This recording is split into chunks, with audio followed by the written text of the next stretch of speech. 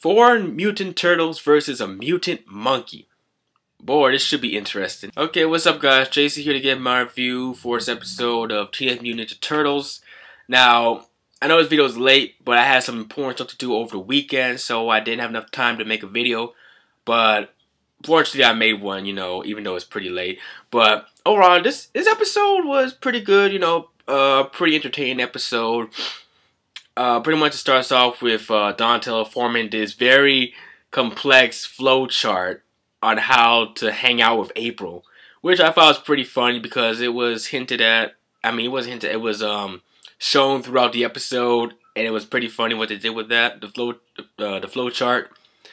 And April pretty much finds a clue that's related to the Krang, where a scientist is pretty much disappeared, and the last person to see him was one of the Krang robot drones.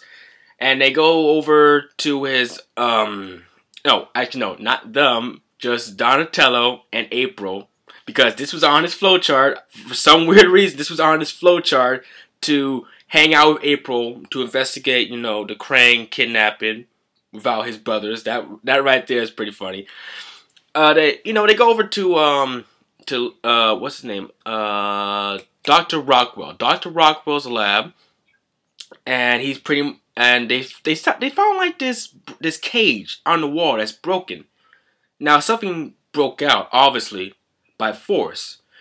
And this is where they meet Dr. Falco, who was pretty much a partner with Dr. Rockwell, and he's been missing. I think for like a couple days. I'm not too sure. And I believe he mentioned that he was testing with monkey DNA. So Donnie and April are searching for him, and then they run across this giant-ass mutant monkey thing, which comes out of nowhere and attacks Donatello, which I gotta say was pretty lame how Donatello got beat up by a mutant monkey. I mean, he spent years training with Master Splinter, and yet he gets his shit wrecked in front of April by a mutant monkey. That right there was pretty sad.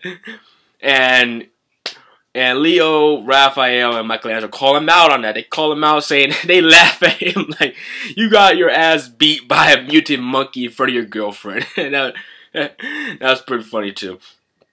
And so yeah, this episode was another Donatello-centric episode where Donatello's trying to figure out how to defeat an opponent who doesn't think.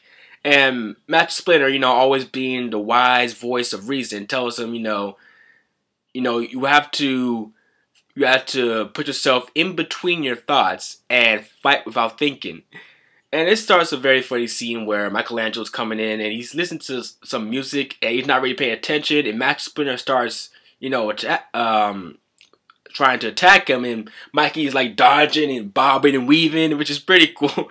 Which is pretty funny. It's pretty funny. And Donatello makes the remark that, the spaces between Michelangelo's thoughts are very big, if you know what he means.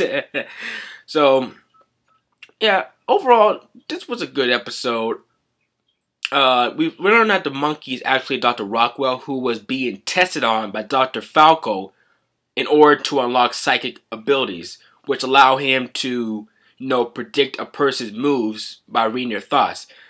And I gotta say, the sequence where the turtles are fighting against Falco, where you see like this blue, like, astral projection of what they're about to do next before the attack, was pretty neat. The way it did that, the way they designed that was pretty cool, pretty neat.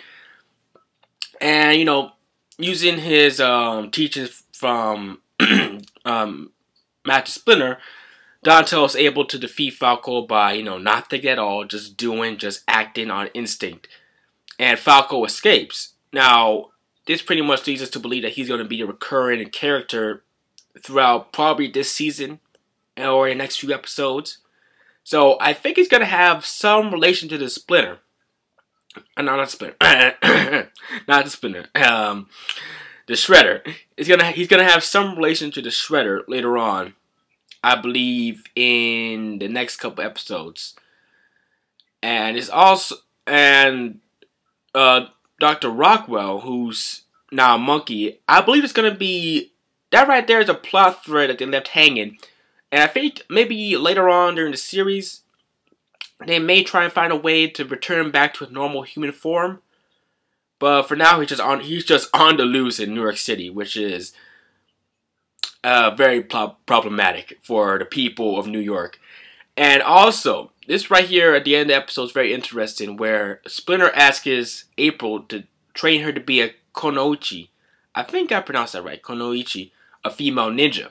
Now, I forget this, I believe it was in one series where April was, I don't think she was a female ninja, but she did have some kind of, she was a fighter at one point in one series. I don't think it was the 80s series or I think it was the 2003 series where she was a fighter. I forgot which season, but I think this is more like a call back to those later seasons, which is pretty interesting right there.